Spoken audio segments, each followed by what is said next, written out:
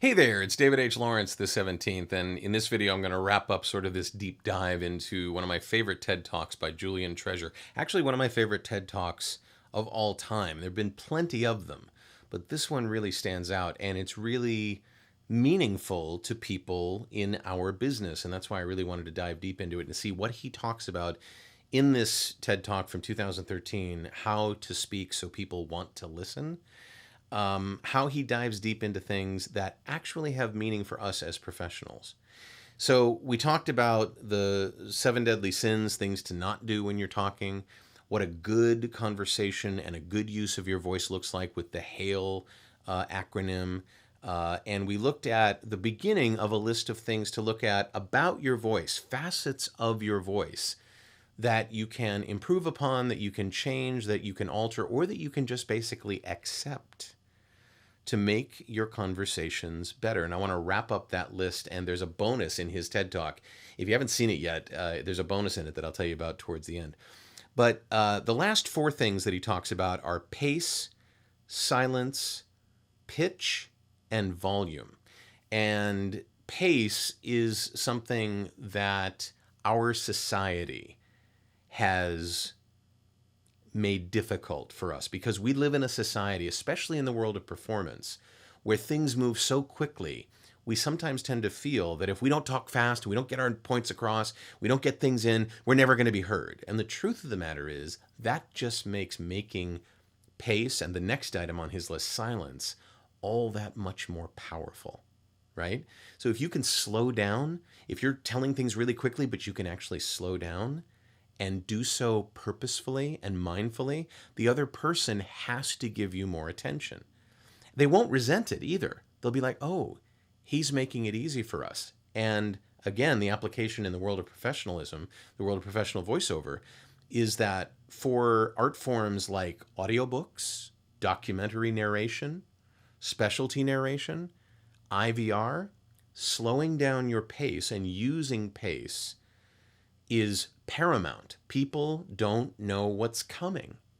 And so if you slow your pace down, they have a better chance at potentially understanding everything that you're saying.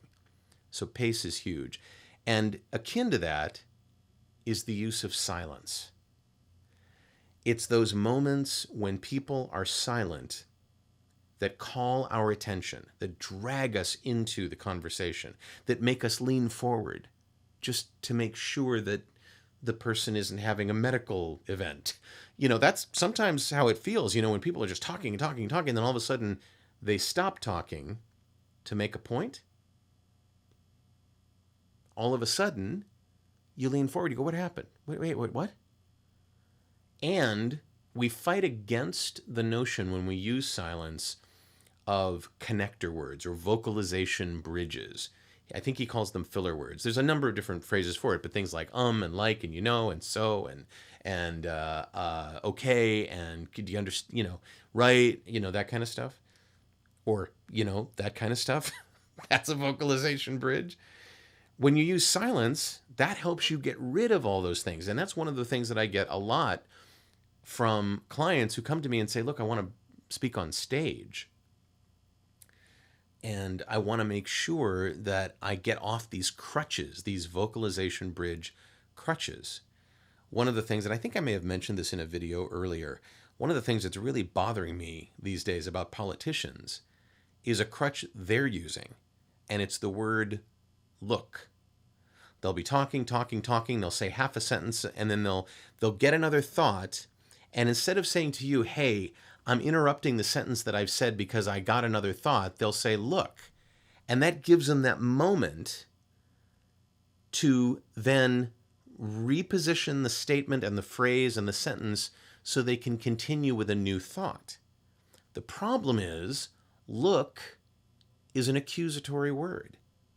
It's like you're saying, look, friend, look, bud, look, woman, look. I'm not looking to get into a fight here, but look, right? That word has a charge around it that silence would work a lot better for if they just paused.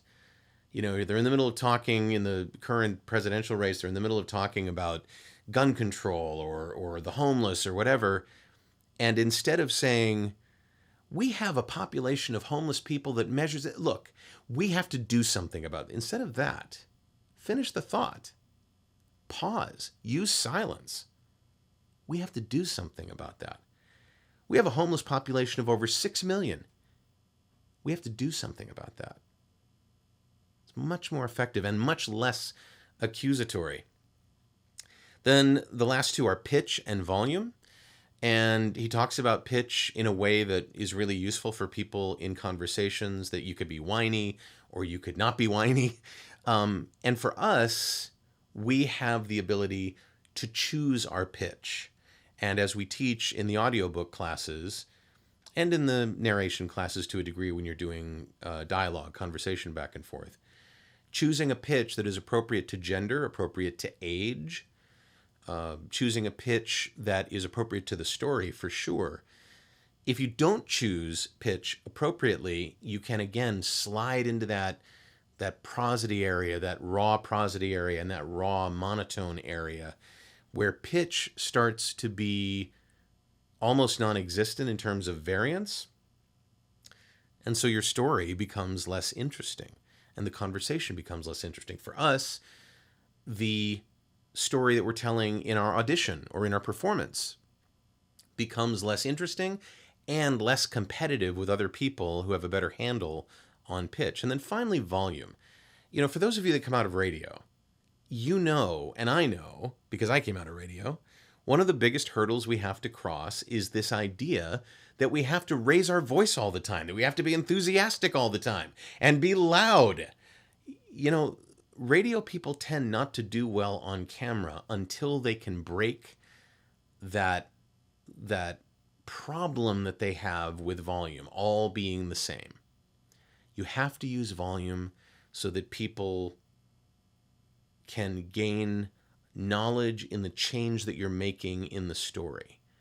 If you're really, really loud, that can be mistaken for boisterous. It can be mistaken for excited. It can be mistaken for angry. It could be any one of those things, but it could be mistaken for any one of those things as well. And so you need to provide contrast when you speak to somebody, when you do an audition, even when you're doing documentary narration, which tends to be a fairly narrow envelope. In other words, loud to soft, a very narrow envelope. You're not seeing an awful lot of changes there, really dramatic changes like you would be with reciting lines in a scene. But you still have those really awesome, famous narrators like my buddy Peter Coyote, who use volume all the time. And they use all the other tools that he's talked about. Pitch, he'll be talking up here, and then to make a point, he'll come down here and lower his voice, lower his volume. Not just his pitch and his register, but his volume, and get real smooth on everything. It happens all the time. Comedians use it all the time as well. They'll say something under their breath, which is hysterical, and it helps launch them. It's kind of like skipping stones across the water. It'll launch them into another bit, right? So there's all these uses for this. So the one bonus that I want to share with you is if you watch Julian's talk, and we give you a link for it below this. If you watch Julian's talk, he walks you through his warm-up exercises. So for those of you that have asked me, what's your warm-up exercises? And I've said, I don't have any. Watch this video. Watch Julian Treasure's TED Talk, How to Speak So People Want to Listen. He has 4 or 5 of them that he leads the audience through, that he's talking in front of. You can do it right along with him. If it works for you, fantastic. So, thank you for bearing with me. I just really needed to get this out. I thought all of the things that he had to say were so powerful, not just for why he said it, which was to help everyday people have better conversations, but also for us. We're pros. We should know these things, but sometimes we need to be reminded. Tell me what your big takeaway was from this series of videos, or from this video in particular. Leave me a comment below this video and let me know what thing you went, oh, yeah. Let me know, okay? If you want to be on my list, I'd love to have you. There's a box at the bottom of this page on voheroes.com that says get on the list. And if you join that, you'll find out when the next video comes out. We're going to switch gears in the next one, I promise. I'm David H. Lawrence, the 17th. I thank you so much for watching, and I will talk to you tomorrow.